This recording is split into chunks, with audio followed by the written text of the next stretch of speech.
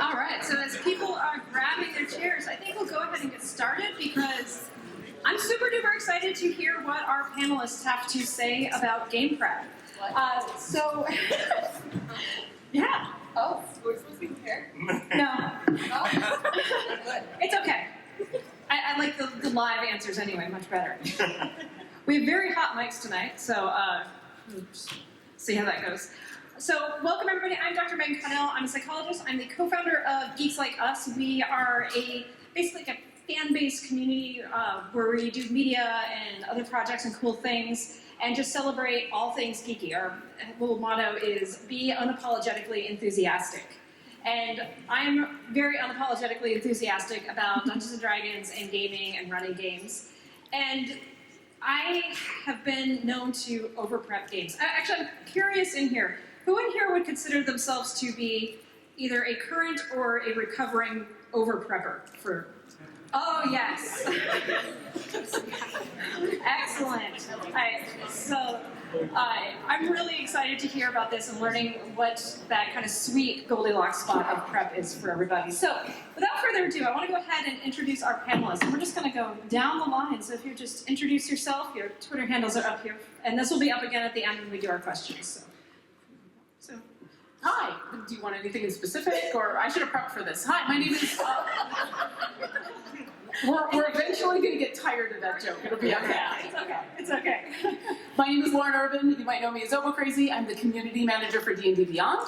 As far as my D&D DMing cred, I am the dungeon master for a podcast called Dungeon Drunks, which comes out every week, as long as I get the editing done. I am also a player on the D&D Beyond show Beyond Heroes, which is on Wednesdays, and I run a lot of one-shots on our Discord.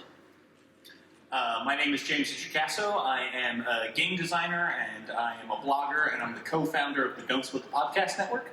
And I run a lot of games and this is my hometown. So if you're from Philly, welcome. Pandering. My name is Adam Davis. I'm one of the founders and executive directors of Game to Grow, which is a nonprofit organization that uses Dungeons & Dragons therapeutically with kids and teens. I don't run them all. We run 11 games a week. I run 3 of those games. So I can talk a lot about how to prep quickly and urgently on top of being an executive director. And I'm not from Philly, but go Philly! Just wanted a little bit of that. So basically just sell out. Yeah, Philly is, you say Philly, they cheer. Right, Hi, I'm Vee Muse. I am a DM on the Global Twitch channel as well as D&D the Castle, and I am a weekly player on Mini Terrain Domains, Dawnbringers, so you can find me there too. I also have a YouTube channel, The Crafting Muse, where I show you how to make terrain and paint miniatures for your tabletop games. What up, Philly? Are you ready to roll?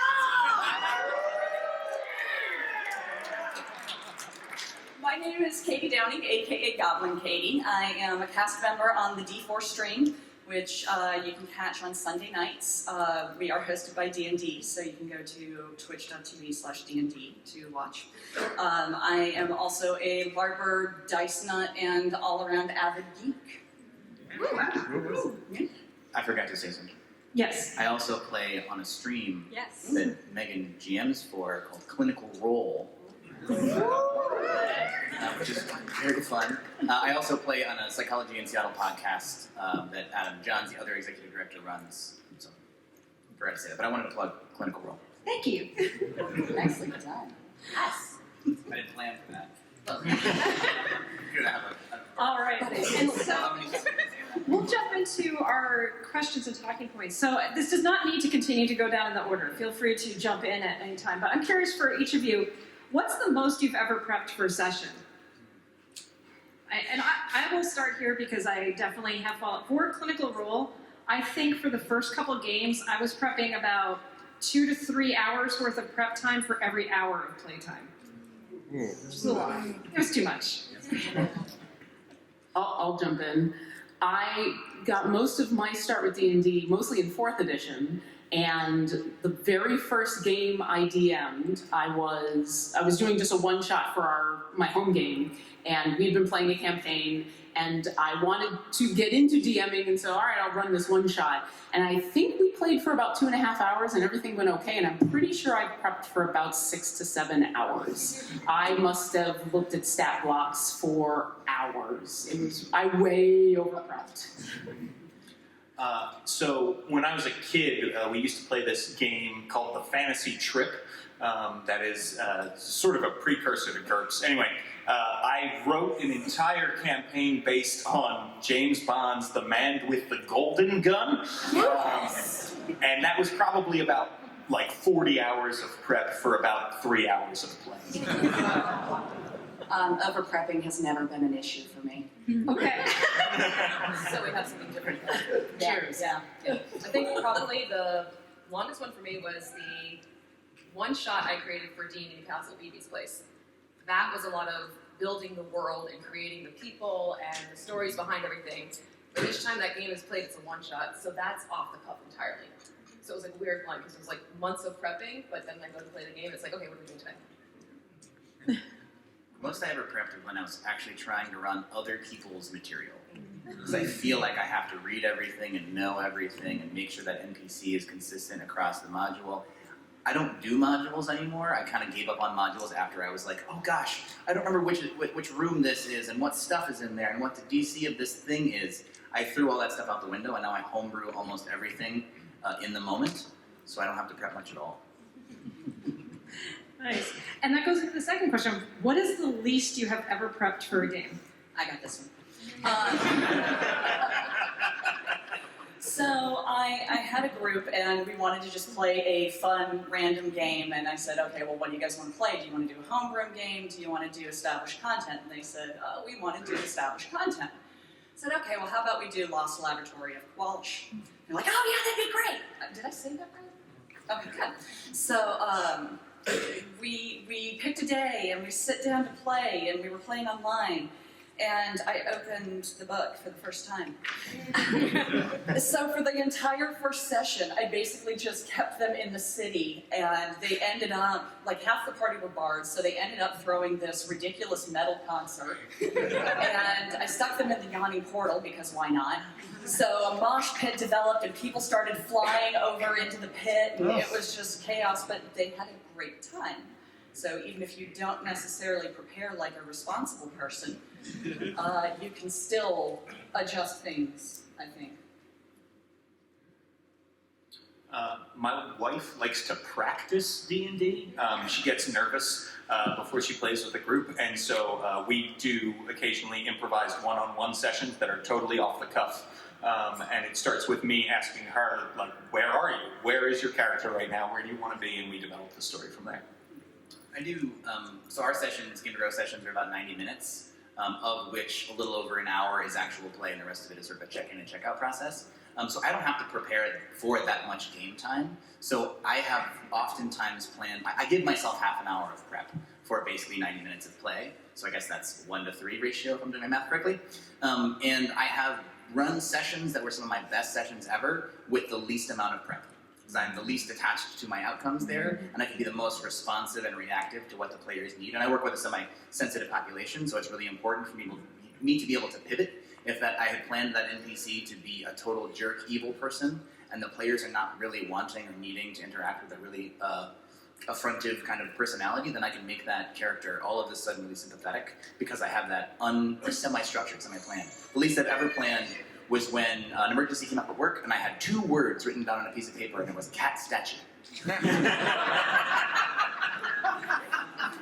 And to be fair, those players still talk about that cat statue session where they went into a town and there was some mystery with the cat statue in the center of town. It turns out there was a cavern underneath it. You had to say the magic word, but how do you get the magic word? You have to talk to the right person. Who's the right person? They had a whole town to explore that we made up on the spot with 2 words, cat statue. Nice. I think I had 5 minutes, and it was for a stream. Live stream. Oh! 2 of my players, 5 minutes beforehand, couldn't show. So it basically turned into like, okay, we're off the cuff, people, and we're looking into your backstories. It actually was one of the best sessions we had, because they each got their moment to really explore their characters and develop them more. And it added this depth to the game that we're now working off. So that was actually really cool. Mm-hmm. And it was nothing I'd experienced before in terms of like, well, I had everything planned before. Like, that was a different story. That game was planned. Yeah. But then it was like, oh, you're down to 3 players. Oh, hi, okay. Yeah, no, I'm a big fan of the fly by the seat of your pants method of DMing. It's interesting that your the thing that you were talking about is like on a stream doing backstory of characters, because that's pretty much exactly what happened with me with zero prep. Was all I knew about the game was that they're gonna get sucked into the Mike and Id dream space. That's it. And it's all gonna be backstory stuff. And that was for a stream that I was DMing. That was all I knew. I knew that sentence, and I'd come up with that sentence about a week before in the shower, I think, and then realized, oh, I need to actually run this game. Well, here we go. But mining character backstories is always the best way to... Oh, yeah. Yeah. So tell me what you're feeling right now. Yeah. Yeah. What does that one look like? How did you get there? And just, let them run it. That's cool. So I know for myself, with moving from prepping way too much into, I think, prepping a more reasonable amount, there definitely was a growth there. And so what do you, and I agree with one of the things I've heard a lot of you guys say, which is the least amount of prep you had seemed to be the best games you've had. So what do you think it is that gets you to that point where, as a GM or DM, you're comfortable enough in that moment to fly by the seat of your pants and let the game kind of, pop out of nothingness, essentially? Trusting your players, I think, is a big part, and your players trusting you. Nobody comes to the table wanting to have a bad time. So if you're an interactive listener and you pay attention to what the people around you are saying, it's very easy to build and riff off them. It can be really intimidating, but at the same time, it is so rewarding because it gives the players such a chance to drive the story. And that's what makes for the best games, I think, is when the players feel like they're actually driving the story and it's not railroaded. Everybody dreads the railroaded word, but being a little looser and more comfortable with each other allows you that advantage. For me, it helped a lot knowing what I am good at coming up with and what I suck at. I'm really bad at names, I'm really bad at maps, and I'm really bad at specific location, like, oh, describe the town. I'm super bad at that. So if I can prep those 3 things ahead of time, give me my list of names, give me my map for the dungeon, give me my town, I know I can kind of make up the rest as we go if I have like a one-line story. But that's me specifically. I have friends who they can come up with a dungeon in their head, and it's amazing and elaborate, and names are no problem, and I keep dropping that water. But they have a hard problem with... I should have been more prepared for that. They have a harder time with relationships or coming up with, things that I find easy, they find hard. So for me, it was less figuring out how to reduce my prep as just figuring out what are the things I have to prep to be comfortable enough to do the flying by the seat of my pants. There's definitely something about knowing yourself as a game master, but also really about knowing your players and what they like to do. So a lot of us will preach and preach and preach about a session 0 as far as setting up, dealing with consent and what kind of game you want to play. But it's also really useful to have that session 0 space to say how much combat do you want to have, how much role-playing do you want to have. Because if your players love combat and you didn't prep very much, well, pull out D&D Beyond and come up with some monsters for them to fight, and give it some cushion, and that'll fill a lot of your session.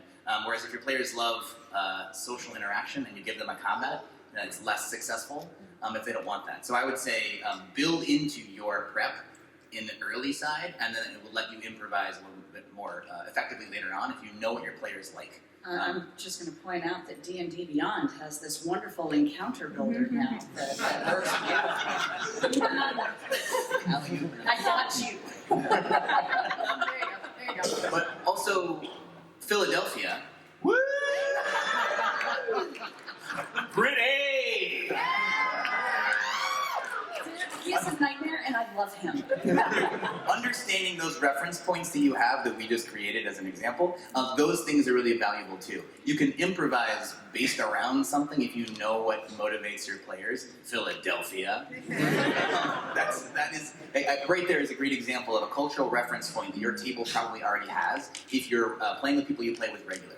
there are things, even if it's not an NPC that's coming back or a place they're going back to, you know that they like there's a running theme when I make stuff up in my games that every city they go into has some really gross food item. It's a thing that I started, and now it's like totally on brand for my GMing style. The kids always expect it. They go into like, what's the food that's special in this town? It's gumbo. And they're like, we're gonna go get the gumbo. And they find out that it has cockroaches in it. And that's like a reference point that we all love now that I can bring back again and again. So just figuring out what motivates your players and excites them, because really what you said earlier was like, we're here to have a good time. We're not here to necessarily be advancing our characters' experience points. We're here to sit around a table and have some laughs and some raised fists in exultation with our friends, and that's our goal. And how can we get that accomplished? Yeah.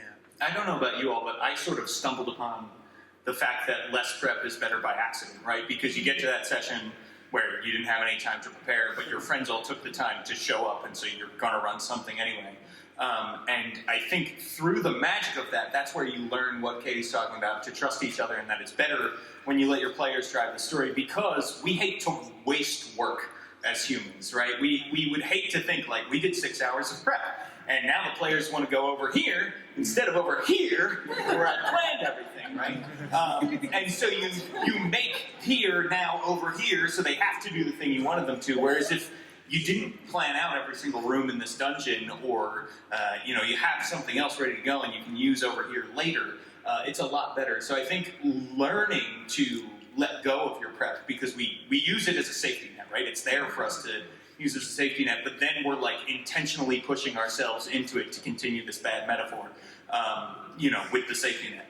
And so it's one of those things where if you prep a lot and you are an over-prepper, if you can back off a little bit at a time is a really good thing to do.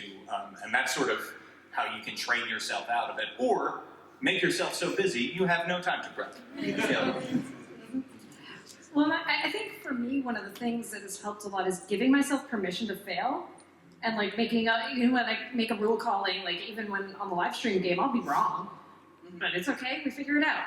And then, like, I think when I was over prepping, I had this idea that I couldn't ever make a mistake, and like there had to be that consistency for the NPCs, locations. I had to remember absolutely everything, and now that I don't have that pressure, it's a lot easier, and there's a lot more relaxing of it, so it doesn't feel that need to be railroaded, at least.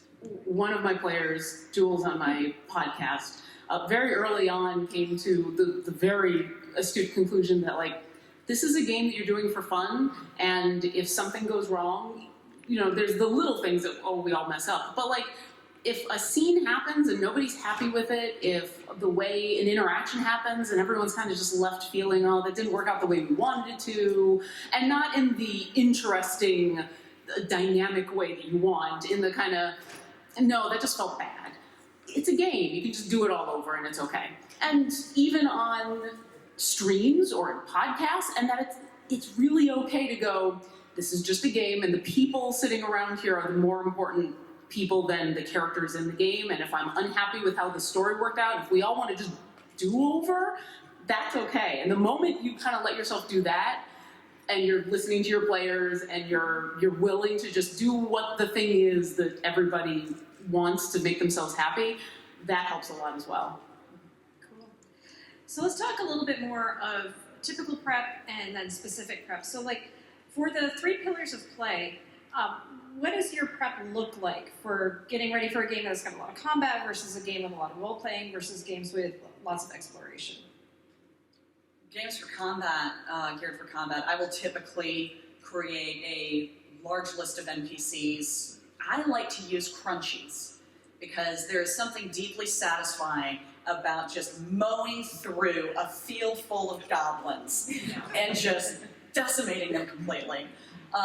That's really satisfying. Having 1 or 2 big NPCs is also a good idea, so you get that challenge.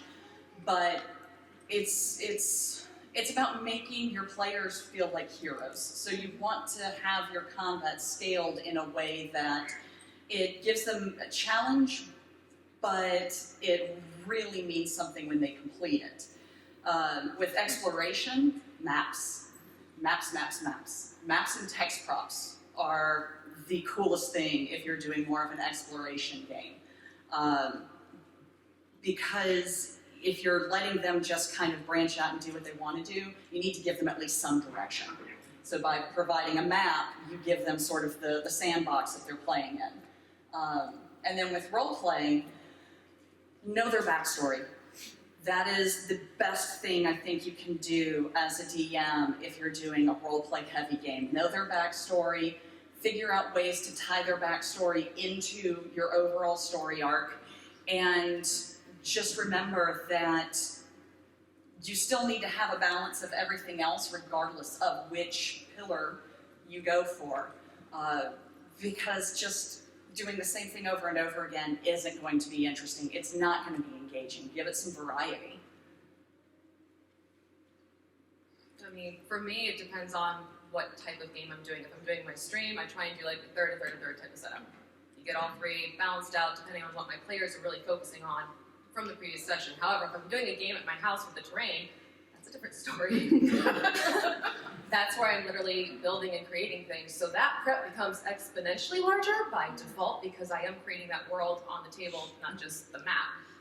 So it varies for me. If it's something where I'm hosting something at my home, I'm grabbing pieces of terrain and getting it all set up, and all of a sudden here you're in this cave. If it's something for my stream, it's more like, okay, what did we do last week? What were they really fixated on? Where do I want to take them?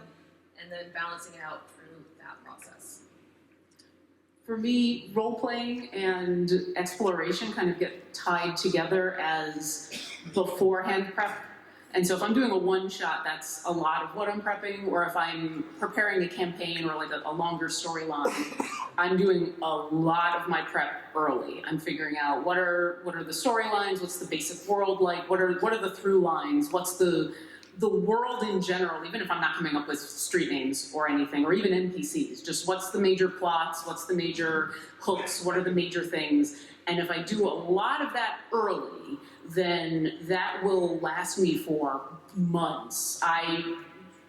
When we get into a new storyline on my podcast, that will literally be 3, 4, 5 months worth of play, and I've done like 12, 13 hours before that first session of just figuring out, what does everybody want from this world, what is the world like, but then that carries me through, whereas combat, I'm picking up pieces as I go with what makes sense and where they are and what they're doing, and I'm doing less of looking for a monster that's a CR appropriate monster, or I'm not really that interested in balance as I am in what's a combat encounter that is also going to advance the story. So my prep for combat is finding the encounter that still is story relevant, and then if I have to do number crunching to make it an exciting encounter, and now your horde of goblins are just the most bad, awesome goblins ever. I think goblins are pretty awesome. They are, but if you got a bunch of level 12 characters who have all the fireballs in the world, then goblins have them too. Exactly, or they have counterspell or whatever. But like, if that's what I need a horde of goblins, then I would rather throw the goblins at them and start coming up with reasons why they're all level 12 goblins and stuff. I think one of the important things to think about here is that there's different ways to play D&D. Some game masters and some players want to play Skyrim, where they wander around and talk to everybody and see what adventures the world contains. That has a lot more prep on the front end if you want to have a world that's consistent, that has lots of different adventure options within it. You go into the tavern, you talk to this person, they'll tell you to go into the caves. You talk over there, you talk to that person, they tell you that there's problems in them their forests. And that's a lot more prep to have all of that stuff figured out ahead of time. So my games are much often more like a season of Buffy the Vampire Slayer, where every season has a big bad. That's the plot. Stop the big bad from doing the thing is almost always the plot of a overarching adventure, a campaign. And then every episode, every session is basically a Buffy episode where the team has something they have to solve. Almost always it has something to do with the big bad, but it doesn't always. Sometimes there's that episode where they have to figure out that thing. But for the most part, I'm working towards that end outcome, which lets me, I know that railroading is a bad word a lot of times in Dungeons & Dragons, but I think narrative consistency is really valuable. So there's a sort of a sweet spot where you have them railroaded. We know what our goal is as a story and as an adventure. where they might want to deviate from it, and if they do, you can have a conversation of, oh, is this storyline not compelling for you? But really, they know where the story is going, and being able to talk about that, even with your players, where is our story going? What are the obstacles in front of you to get towards that outcome? Lets me improvise a lot better, because if I know Big Bad is a big boss battle, it's going to take place at the top of the mountain, then I can backtrack and put obstacles between the mountain and them to where they are now. I run adventures that are roughly 10 sessions long, 90 minutes each, so I can prepare, sort of back plan for that amount of time and that amount of prep. So because my storylines are semi-linear, it gives me a lot of freedom to improvise within the birth of that. Yeah, I think the big thing for me is when I'm designing and I'm thinking about the pillars of play is that the players pick the pillars of play, right? I don't actually get to pick those. So I might present you with a dungeon and there might be obstacles and, there might be someone you need to save in this dungeon. There might be some MacGuffin you need to go get, whatever it may be. But the players are the ones who decide if they're going to try to, deceive and disguise their way in. They're the ones who decide if they're going to cleave their way in. They're the ones who decide if they're going to sneak through most of the time, right? So when I keep that in mind when I prep, right, that's why I don't spend too much time on a single pillar. Because if I spend all this time on balancing amazing combats and all these awesome combat features and they just bluff their way through, what was the point of that? And now I don't have names for any of these goblins. And it's like, oh, I thought you were going to kill them. I didn't think they needed names. You need an Unearthed Arcana Onomancer in your group, and then suddenly you will have names for days.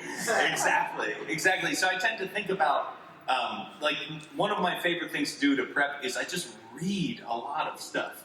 I try to read as many adventures as I can. I try to consume as much media and stuff as I can so that I have ideas going, so that I have story structure in my head while I'm sitting down to do it. And then I am also just a huge fan of the random table. So because that can help you then when people go in a direction that you don't think you're going to go. Yeah, that never happens. Players always do exactly what you expect them to do. It's so just the opposite direction. Yeah. Yes. We call that option 8. Yeah. And so more on the specific prep, you guys don't need to talk about each of these yourselves, but do you have any specific tricks or techniques that you use to prep either towns, your NPCs?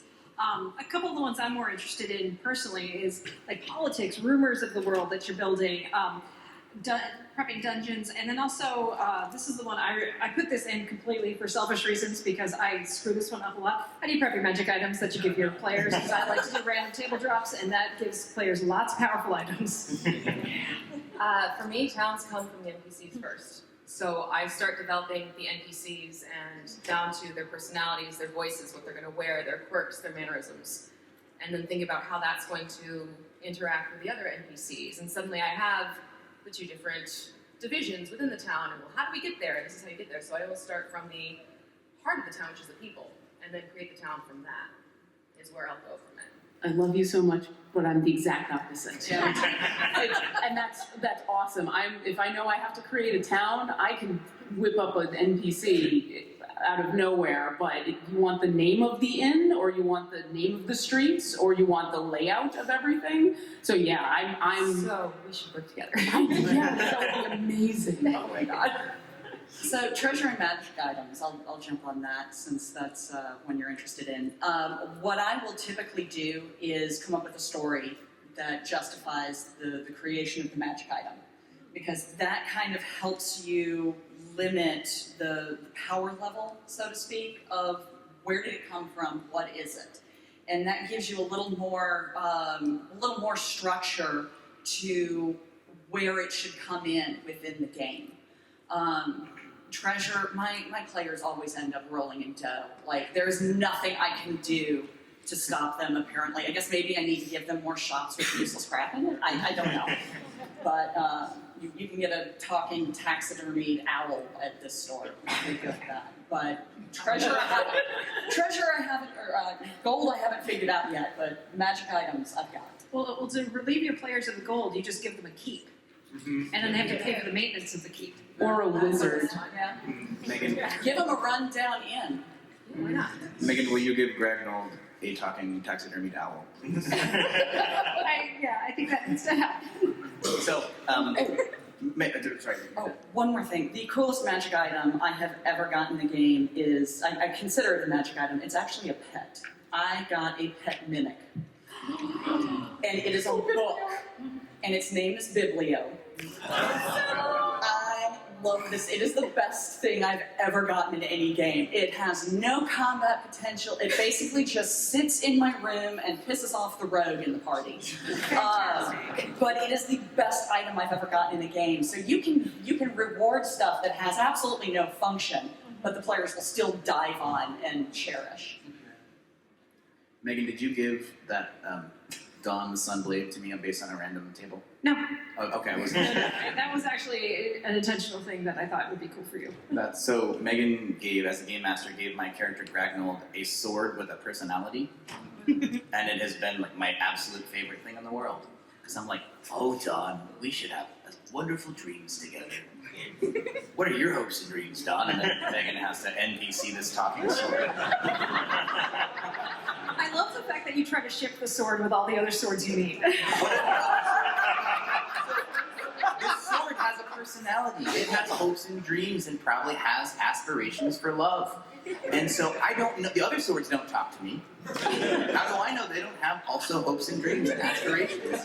So I make sure that Dawn has a chance to like sit next to the other swords. I'm just picturing you like holding them together, putting out. Those of you that have watched the stream know that I have literally done that. I mean, now my hero. my one character can't tell she has a bow and the bow is her mother. Oh, that gets really interesting dynamic-wise when we're not agreeing with each other. For politics and rumors, I like to.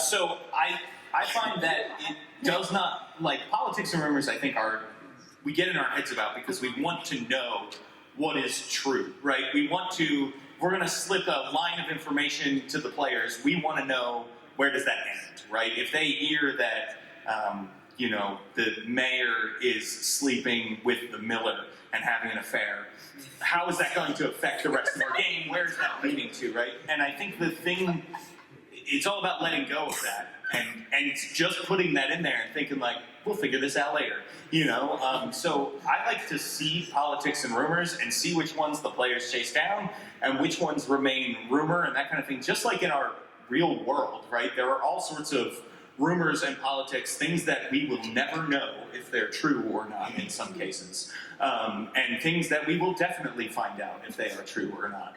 And so it's great to seed those things in and then just figure out where it is. And I guarantee one of your players is going to say, well, if X is true, then Y must also be true. And you'll think, that's great. And that is what the answer will be, Yes, now. And then as far as dungeons go, I like to steal a lot of dungeons.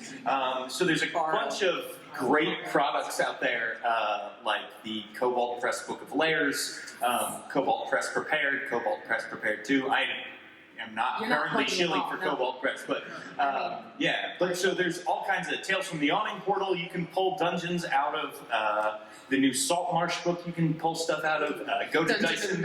Exactly. So steal liberally. If you find yourself in need of a dungeon, just, pull up the first Dyson Logos map on his website and use that, and you'll be good to go. Yeah, and if you haven't had a chance to get access to any of that, just use Crossword Puzzle. Mm-hmm. Yeah. IKEA.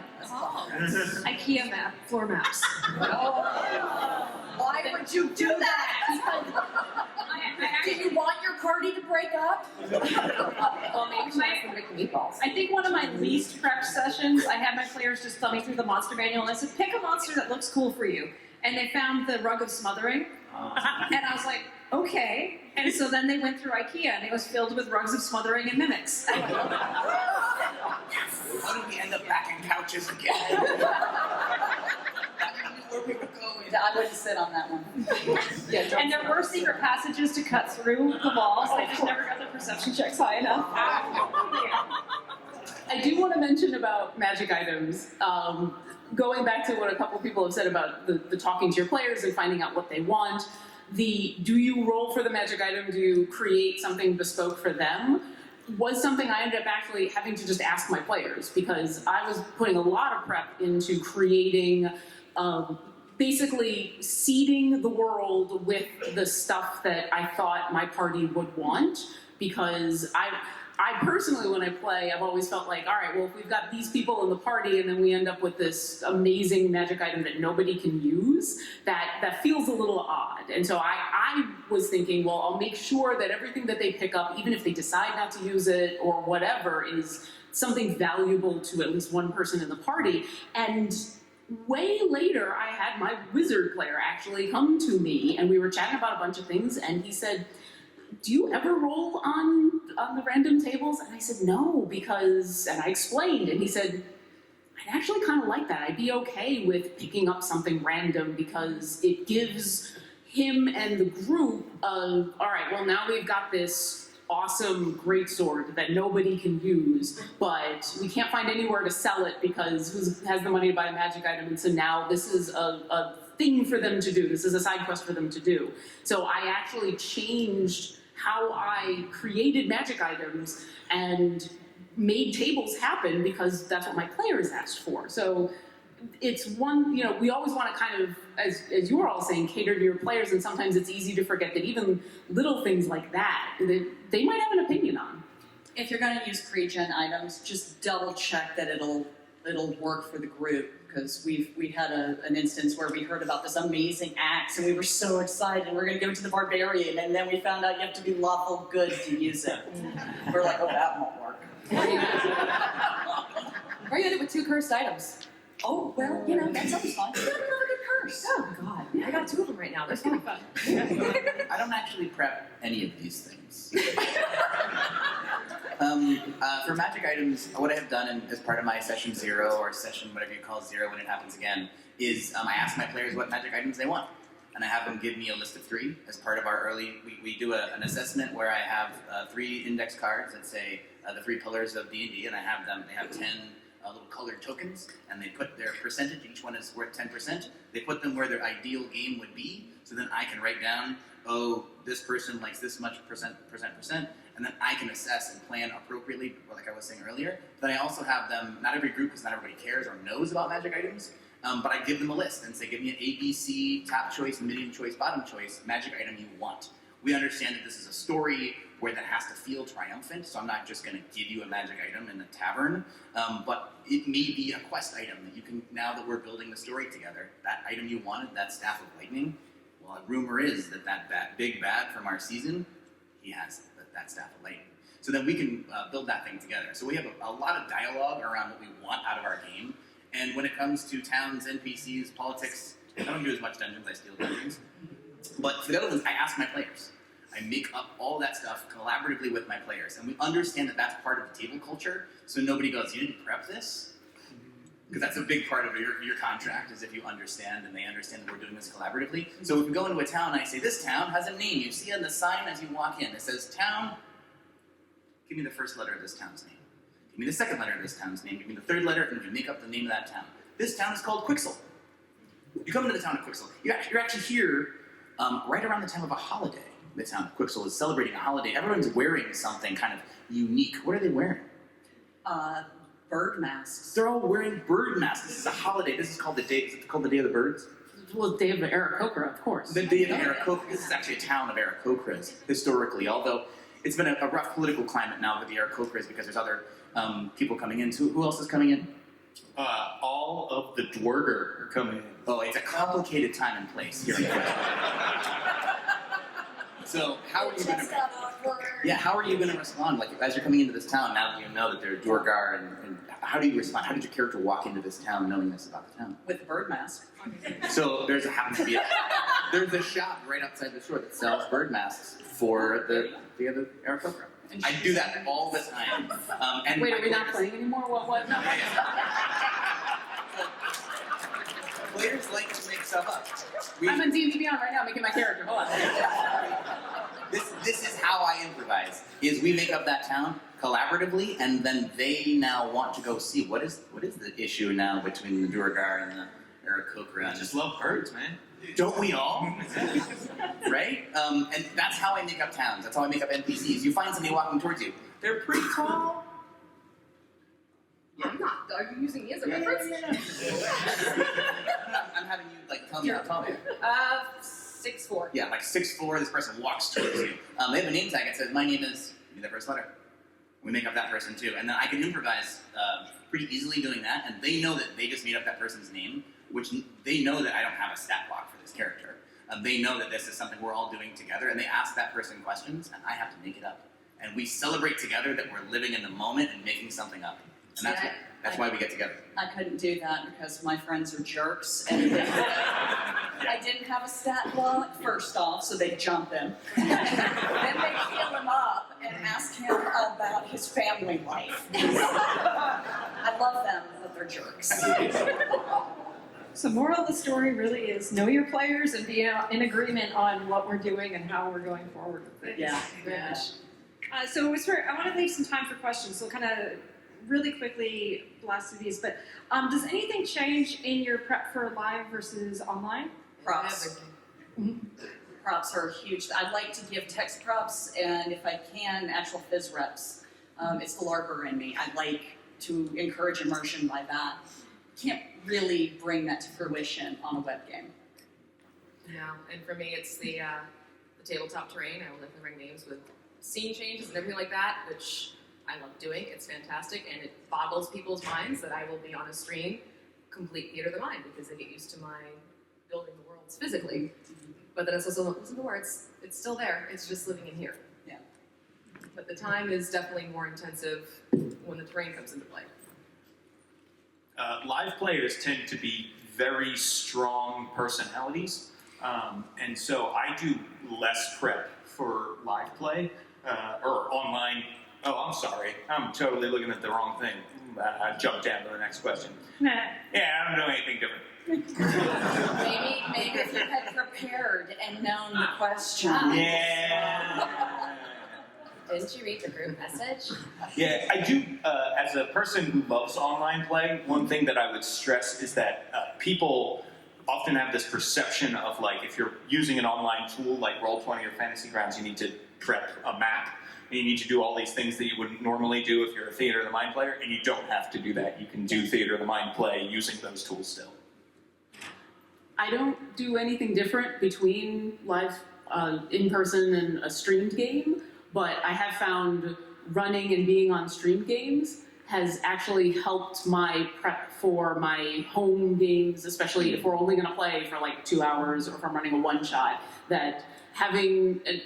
I'm not suggesting everybody go out and get on Twitch, but having that idea of we need to start at this time and end at this time has helped my home games that are just freeform games, giving them the kind of structure that I think everybody appreciates. And it's been an interesting transition, but the prep has been the same.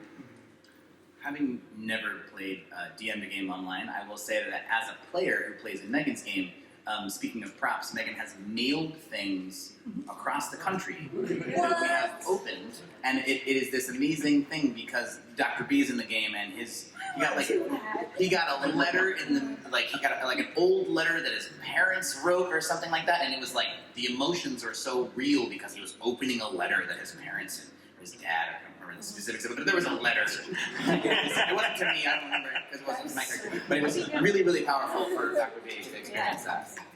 Well, you guys also got those notes too. There are also notes. I sometimes prep. And then, is there any change that happens for live streaming versus? So, so I actually find I do less prep for live streaming because the players are usually such big personalities, and because your time window is typically a little shorter.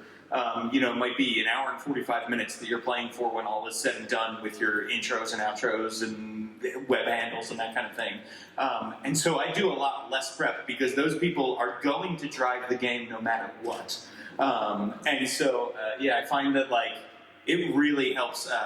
Lauren and I had 40 episodes of the stream game together where I ran for her, and I think I didn't need anything. I could have come to that game totally unprepared, and that group would have handled it amazingly well. You also came with a giant, awesome book that you had put out of an adventure that was amazing. So The Demon Plague available now. Shameless plugs. Available now to all you people in Philadelphia! All right, now it's confessional time. What's your I'm never going to do that again prep experience? See the earlier story about the lost laboratory of Wallace. That was rough. It worked out great, but it was very embarrassing for me starting out that session where I was like, I have no clue what's going on. Awesome, let's play this. So avoid doing nothing, I think, is where I'm going. or at least avoid doing nothing if you are going to run someone else's module. Right. Yeah. If it's your own world, then you can get away with it. But if it's an actual published adventure, maybe crack the book open. Yeah, I would agree with that. Yeah. Okay, I can't be the only one who told an embarrassing story. I'm never gonna prep as much as I used to for a clinical role. It was too much, and I was so worried of like, oh my gosh, they're taking time role playing, and we're not gonna get to this thing, this part of the arc that I had, and like it was awful, and I was so wound up as a GM. I wasn't having as much fun as I could have. So, over prepping is not something I'm gonna try to do again. Yeah, during 4th edition, I would design these skill challenges. Shout out to skill challenges! Alright, that was more than I thought. So I would design these skill challenges, and my players, I would spend a lot of time doing them, and my players would want to use a skill that I had not thought about. It was just a constant no fest, right? Like, no, you can't use that. You gotta use athletics, because that's what I wrote here. And when I finally loosened up on that and did other things, one of them said to me, like, that was the best skill challenge we've ever had. So, that's my thing. Is like, again, the over prep, especially when you're too prescriptive mechanically with like, this is the only way this can be done, I think is a big thing that I never want to do again. Yeah, that goes along with mine. It's the don't get too caught up in your own story. Yeah, earlier on, that definitely happened, and once I realized you can let go of your own story and build a story together, oh my gosh, it's so much easier. I'll never run somebody else's module like on the fly. I was running, it was a Pathfinder module that had like you go into the room and it's like a sort of a forced breeding chamber with aliens or something like that. I run games for 12-year-olds. So I was like, there are an empty room.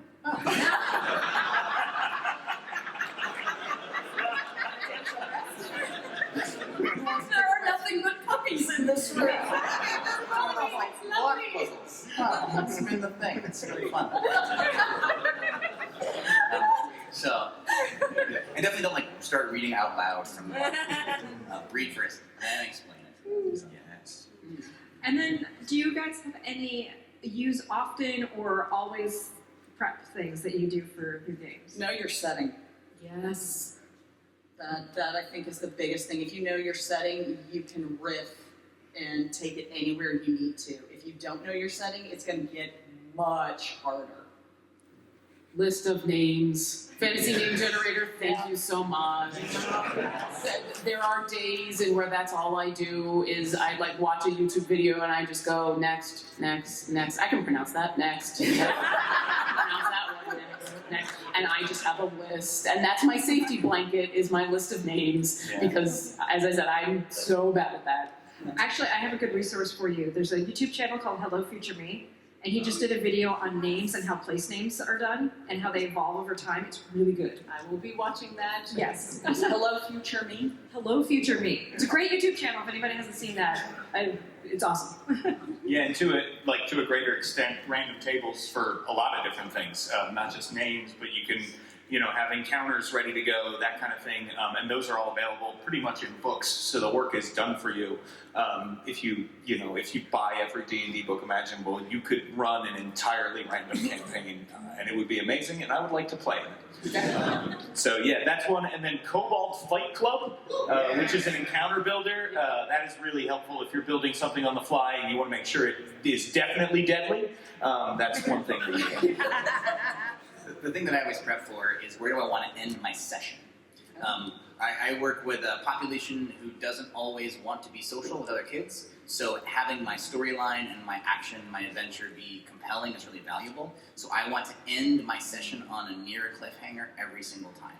So I want them to be opening the door to see spiders slowly descending from the ceiling, or whatever the case is, or birds exulting in celebration, or whatever the case is, whatever motivates them. I want that to be something that is how I end the session. So I can sort of backwards plan a little bit and say, okay, whatever happens today, I know that I want to end with the ritual beginning, or end with the door opening, or they solve the puzzle, or whatever that is, and then I fluff my time appropriately. So I literally call them accordion points, where I plan things that can take up a lot of time or can be compacted. There might be a social interaction they have with somebody, and I go, that's my accordion point for the day, because I'm trying to end my day at this point. So if I build in something that I can either, that NPC can have that extra problem, maybe they're worried somebody is having an affair and they want to talk about this, or whatever the case is, I can choose to use that appropriately for filling that time, because I know I want to end specifically here. My use often is Trello. It is a fantastic website where you can keep everything organized. You have tabs. You can have your PCs come up to you and throw out something from episodes ago, and you just go right back to episode 5, and oh yeah, that thing, let's go and talk about that. So if you are a GM or DM, I definitely recommend that website. It's Trello, Trello. It is wonderful. They use it for management purposes. However, when you run a game, it is management purposes. Now, here's a question. Would that be a useful resource for players for maintaining notes? You can share things with players too. Awesome. So you can very much have shared boards as well. Wonderful. Yeah. Awesome. Now we've only got about 5 minutes left, so we do have time for questions. But I'll say, let's try to prioritize questions so that maybe just one or two of us answer. So if you have a question, we've got a mic. Can you pass me the mic?